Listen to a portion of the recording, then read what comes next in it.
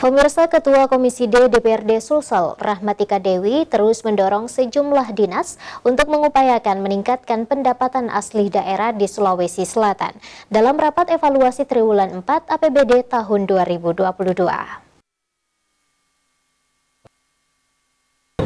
Penyewaan, karena begitu ada alatnya rusak, mau di maintenance mahal.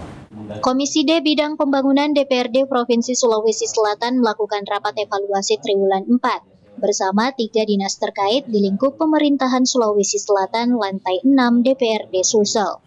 Rapat evaluasi tersebut dipimpin Ketua Komisi D Bidang Pembangunan Rahmatika Dewi dengan menghadirkan 3 dinas di lingkup pemerintahan Sulawesi Selatan, seperti Dinas Sumber Daya Manusia atau SDM, Dinas Perhubungan, dan Dinas Pengelolaan Lingkungan Hidup.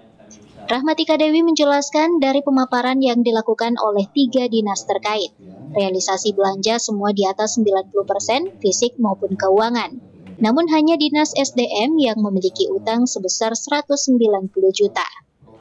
Terkait pencapaian yang didapatkan 3 OPD di tahun 2022, Rahmatika berharap capaian yang didapatkan di tahun 2022 dapat ditingkatkan di tahun 2023.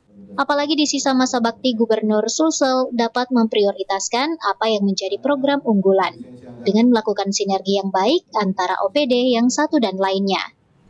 Ya, jadi tadi setelah pemaparan memang alhamdulillah realisasi belanja itu semuanya di atas 90% ya.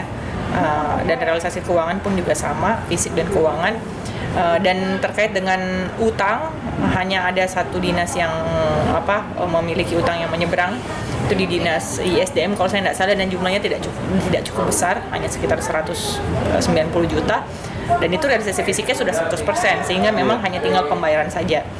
Terkait dengan capaian yang mereka dapat di tahun 2022 itu cukup menggembirakan. Kita berharap bahwa lanjutan dari tahun 2022 ini untuk penuntasan RPJMD di tahun 2023 ini benar-benar bisa berkesinambungan, sehingga di tahun terakhir Pak Gubernur ini segala hal-hal yang menjadi program prioritas, kemudian juga janji visi misi itu sudah bisa dituntaskan secara maksimal. Untuk meningkatkan pendapatan asli daerah, baik SDM, Dinas Perhubungan, dan DPLH, Dewan meminta melakukan pembaruan terkait apa yang menjadi kendala dalam mendukung kenaikan PAD di Sulawesi Selatan. Ardi Jaho, Slebes TV. Ini peralatan yang tidak